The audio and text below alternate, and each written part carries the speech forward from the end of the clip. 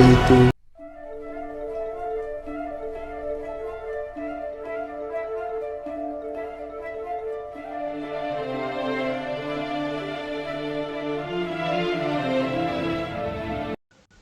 Assalamualaikum warahmatullahi wabarakatuh. Teman-teman, hari ini kita akan membahas kerajaan besar Islam yang lainnya, yaitu Kerajaan Mataram Islam. Kerajaan Mataram Islam. Membahas kerajaan ini tidak terlepas dari materi kita sebelumnya, yakni kemunculan Kerajaan Pajang yang menggantikan Kerajaan Demak di bawah kepemimpinan Sultan Hadiwijaya. Di bawah kekuasaannya, Pajang berkembang baik, bahkan berhasil mengalahkan Arya Panangsang atas bantuan Ki Ageng Pamanahan dan putranya Sutawijaya.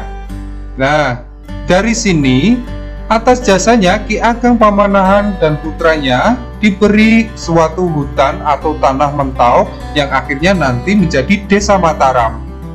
Kemudian, putra Ki Ageng Pamanahan, Sutawijaya, diangkat anak oleh Sultan Hadiwijaya dan dibesarkan di istana. Pada tahun 1582, sepeninggalan Sultan Hadiwijaya digantikan oleh putranya, yakni Pangeran Benawa.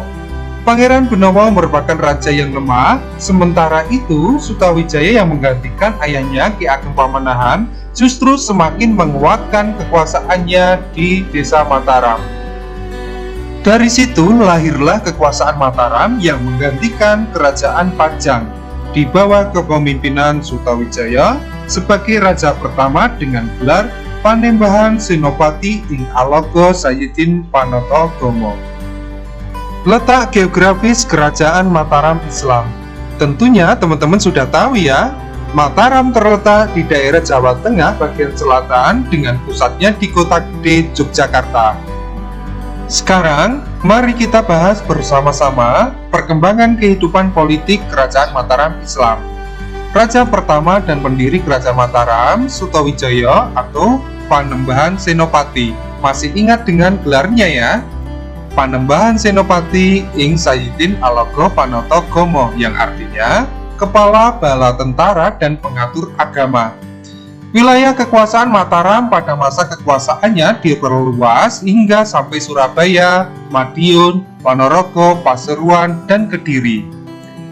Sepeninggalan Panembahan Senopati, Kerajaan Mataram Islam digantikan oleh putranya, yaitu Raden Mas Jolang atau Panembahan Hanyokroowati. Pada masa pemerintahan Raden Mas Jolang ini, wilayah Mataram diperluas dengan mengadakan kekuasaan atau penguasaan terhadap daerah di sekitarnya, bahkan berhasil menguasai wilayah Gresik. Raden Mas Jolang wafat di Desa Krapyak sehingga dikenal dengan sebutan Panembahan Sedo ing Krapyak.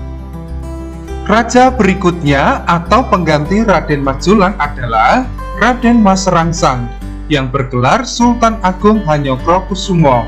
Banyak ya teman-teman nama raja dan gelarnya, silakan diingat.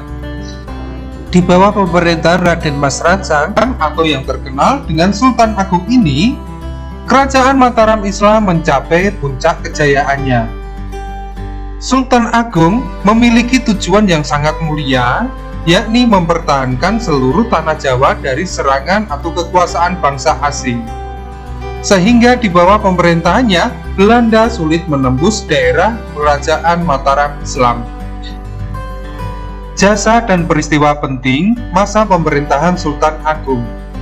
Sultan Agung dapat mempersatukan wilayah atau daerah di Jawa di bawah panji kekuasaan Kerajaan Mataram Islam. Sultan Agung juga menyusun kitab Undang-Undang Surya Alam yang merupakan perpaduan hukum Islam dan adat istiadat Jawa atau yang kita kenal kalender Jawa.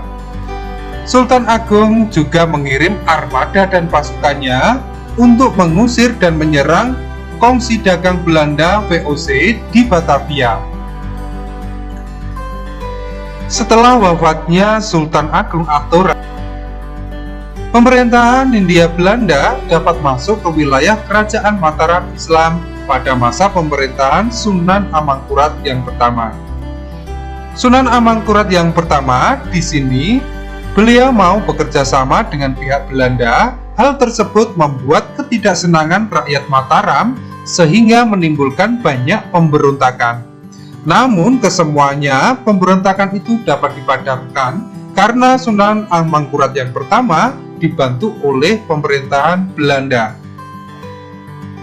Tragisnya, wilayah kekuasaan Mataram menjadi semakin sempit pada masa pemerintahan Sunan Amangkurat yang kedua. Hal tersebut dikarenakan sebagian besar wilayah kekuasaannya diambil oleh Belanda.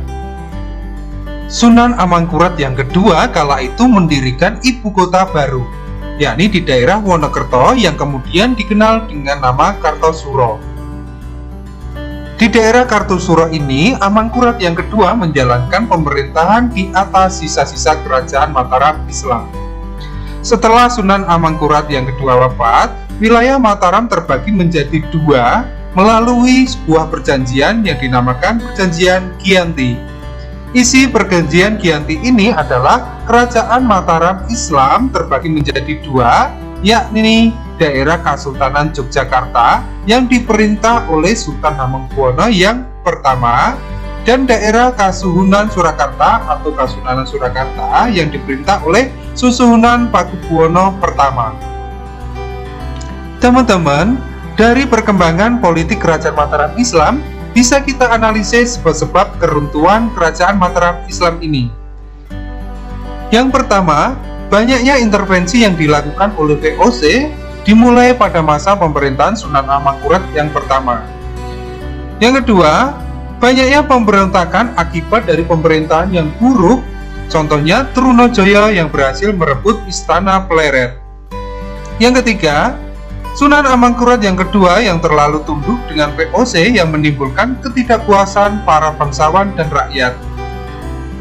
Dan yang keempat, ditekennya atau lahirnya Perjanjian Giyanti pada tahun 1755 yang membagi kerajaan Mataram Islam menjadi dua wilayah, Kesultanan Yogyakarta dan Kasuhunan Surakarta. Teman-teman, untuk lebih mengenal kerajaan Mataram Islam, mari kita ketahui berbagai peninggalan kerajaan Mataram Islam. Peninggalan yang pertama ada Masjid Kota Gede. Masjid ini dibangun pada tahun 1640 dengan desain Hindu-Buddha. Sampai saat ini, Masjid Kota Gede ini sering digunakan untuk kegiatan dakwah Islam oleh orang-orang di sekitar Kota Gede. Peninggalan yang kedua ada Meriam Segorowono dan Subroto. Segorowono dan Subroto ini adalah dua senjata besar. Dua peninggalan meriam kerajaan Mataram Islam ini masih digunakan sampai sekarang sebagai hiasan depan Istana Surakarta. Peninggalan yang ketiga ada Kitab Sastra Gending. Kitab Sastra Gending ini merupakan karya dari Sultan Agung mengenai bagaimana cara menjadi pribadi yang baik, sopan, dan juga santun.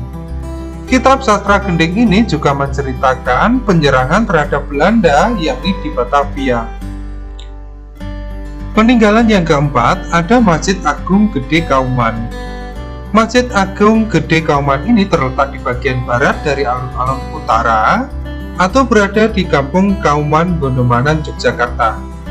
Masjid ini ada kaitan erat dengan Kesultanan Yogyakarta, yakni yang didirikan pada masa pemerintahan Sri Sultan Hamengkubuwono yang pertama. Peninggalan yang kelima ada Masjid Agung Surakarta yang terletak di bagian barat dari Istana Surakarta dan di sebelah utara dari alun-alun. Bangunan masjid ini didirikan oleh Pakubuwono yang ketiga pada tahun 1763. Teman-teman, kalian bisa mengeksplor atau mencari tahu lagi beberapa peninggalan kerajaan Mataram Islam yang lainnya. Demikianlah penjelasan singkat kerajaan Islam yang ada di Pulau Jawa, Kerajaan Mataram Islam. Teman-teman bisa menambah pengetahuan kalian dengan mencari sumber lainnya. Tetap semangat mengikuti pembelajaran jarak jauh sejarah Indonesia. Selalu jaga kesehatan kalian di rumah.